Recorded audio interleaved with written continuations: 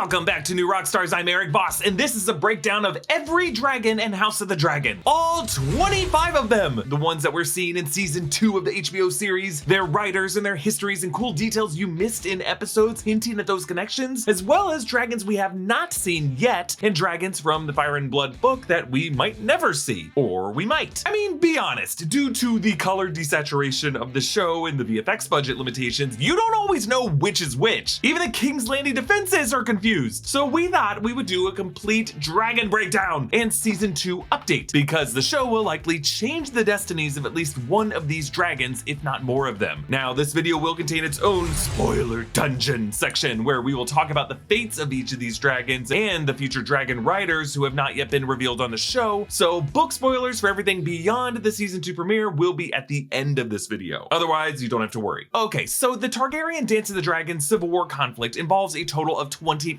dragons. 6 are currently, as of now, with the Blacks, 4 are currently with the Greens, 9 are currently unclaimed or unridden, at least 4 are dead, and 2 haven't hatched yet. The Blacks dragons include 1. Syrax, Rhaenyra's yellow-scaled she-dragon. Rhaenyra named Syrax after a goddess of Valyria, implying Syrax had no rider before Rhaenyra. Syrax laid a few clutches of eggs, including one egg that became Luke's dragon, Arrax. So in the Season 2 premiere, when they find Arrax's severed wing, Syrax's cry for her son is as mournful as Rhaenyra's sobs are for hers. Actually, the show's sound designers gave Syrax a specific cry so that we can always notice her when she's away. 2. Caraxes, Daemon's red-scaled male dragon, aka the Bloodworm for its long neck. As one of the first dragons showing up on the series, Caraxes also has a specific cry, but it has these quivering vocal cords that the sound designers based on a deviated septum.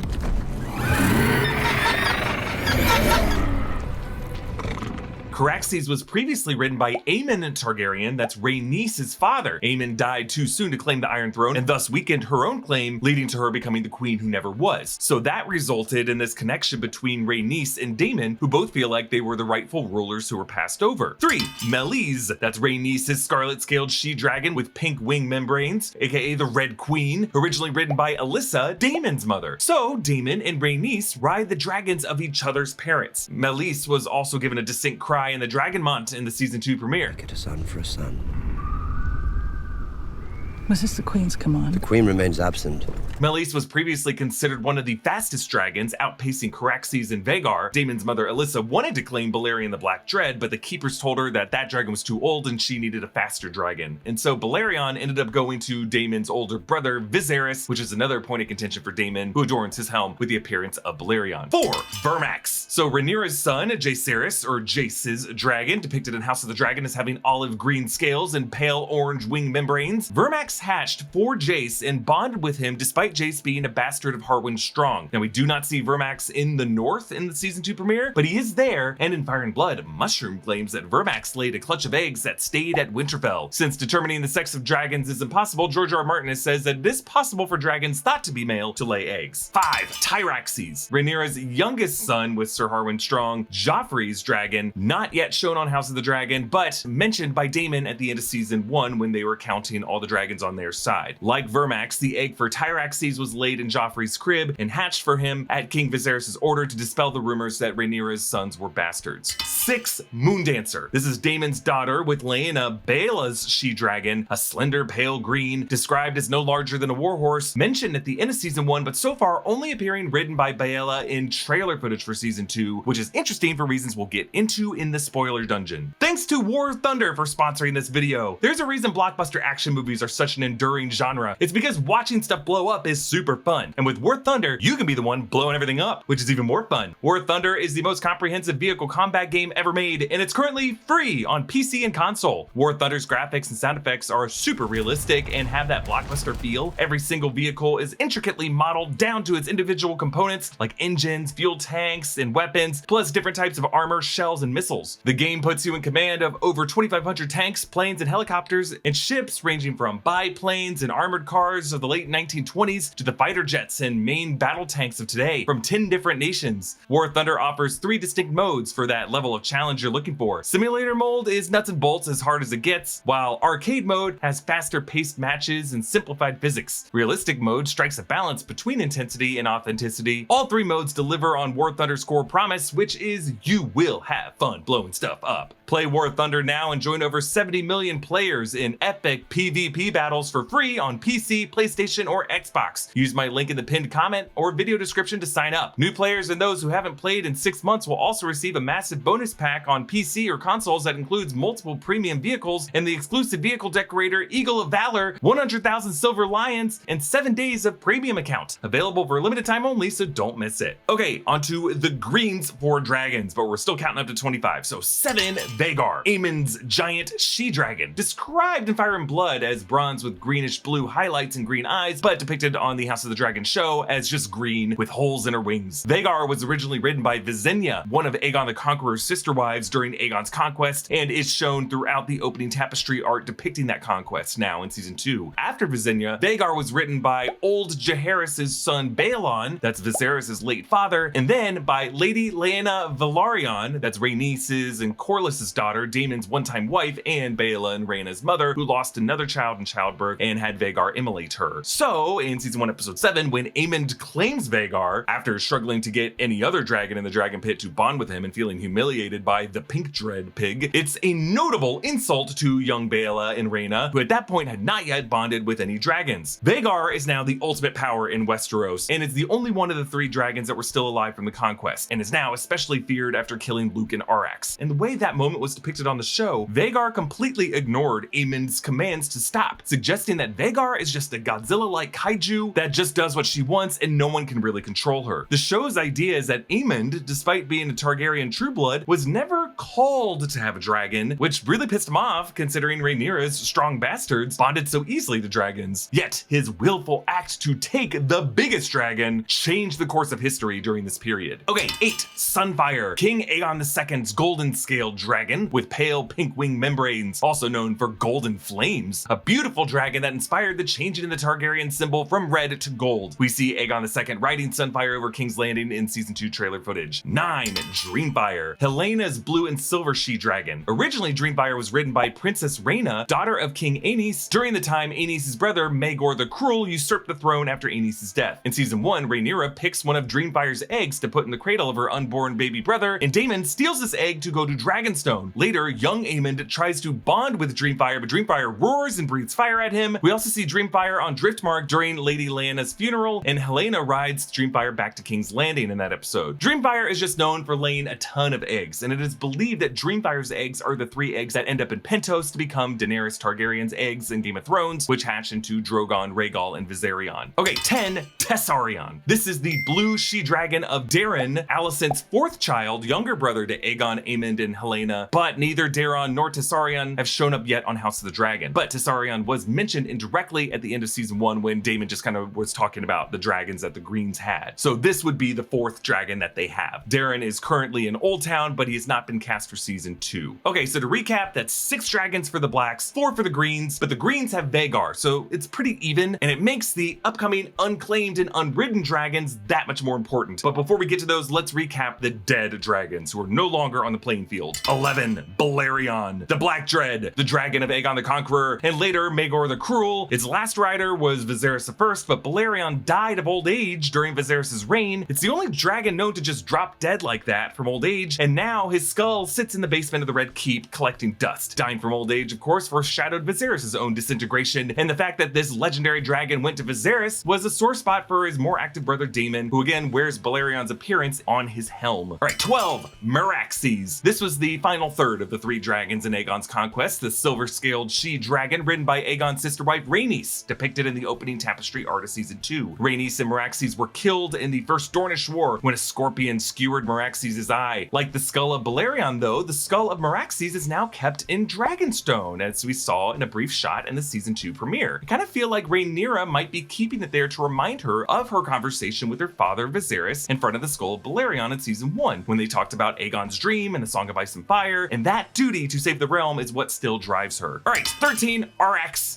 Poor Arrax, the young pale dragon ridden by Lucerys or Luke, hatched from Syrax's egg, gobbled up by Vhagar over Shipbreaker Bay. 14, Quicksilver. Quicksilver was the she-dragon ridden by Aenys I and his son Prince Aegon during the time Aenys' brother Maegor the Cruel usurped the throne and rode Balerion the Black Dread to kill Aegon and Quicksilver in the battle beneath the God's Eye. Quicksilver has not been shown or even mentioned yet on House of the Dragon, but her history may come up in future episodes. Okay, that brings us to the multitude of living, unclaimed, or unridden dragons. Riderless as of the season 2 premiere, but that could change in the near future. But again, no spoilers until the end of this video. 15, Seasmoke, the grayscale dragon previously ridden by Laenor Velaryon in season 1, critical to Daemon's victories in the Stepstones. Now, Laenor died in the Fire and Blood book, leaving Seasmoke riderless, but Laenor remains alive in the TV series, leaving Seasmoke's fate uncertain, but this dragon does show up in season 2 trailer footage. 16, Vermithor. Vermithor is the Bronze Fury, the largest dragon second to Vhagar, ridden by Jaehaerys I, and shown beside Jaehaerys in the opening tapestry art to season 2, and was also mentioned in the season 2 premiere by Kragan Stark as one of the 2 dragons who refused to fly north of the Wall. We saw Vermithor being wooed with a Valyrian lullaby by Daemon at the end of season 1, and season 2 trailer footage shows Rhaenyra with Vermithor in the Dragonmont, where the VFX design of the creature has an updated bearded appearance. 17, Silverwing, the silver she-dragon ridden by Queen Alysanne, Jaehaerys I's wife, also depicted beside her in the opening tapestry art, and the other dragon that refused to fly north of the Wall. Silverwing resides with Vermithor in the Dragonmont on Dragonstone currently. Okay, so all of those are the dragons shown or mentioned on the show so far, so I'm just gonna quickly list off the other dragons' names and appearances before going into them in more detail in the spoiler dungeon. So also currently unclaimed or unridden or unhatched include 18, Sheepstealer, a wild brown male dragon living on Dragonstone. 19, Cannibal, a wild coal black dragon living on Dragonstone. 20, Grey Ghost, a wild pale white shy dragon on Dragonstone. 21, Shrykos, a young she-dragon who had just been hatched and bonded to Aegon and Helena's son Jaehaerys, the prince who was killed at the end of the season 2 premiere. Shrykos currently resides in the Dragon Pit in King's Landing. 22, Morghul. This is a dragon bound to Jaehaerys' twin sister, the young Jaehaera, the girl who Helena carried out of the nursery in that horrifying scene, but this dragon has not yet been ridden and also currently resides in the Dragon Pit in King's Landing. It is possible that Jaehaera might have ridden Morghul at this point on the show, but these twins seem to be about 4 or 5 years old in the season 2 premiere, and I don't think they had ridden dragons yet. 23, Stormcloud. So this dragon is bound with Prince Aegon the Younger. That's one of the 2 white-haired kids that Rhaenyra had with Daemon that we see her with in season 2 trailer footage. Aegon the Younger, as a kid even younger than that, would not have ridden Stormcloud yet, but the egg was kept in his crib, and this dragon is on Dragonstone. And then 2 more dragons who will play a role in events to come. 24,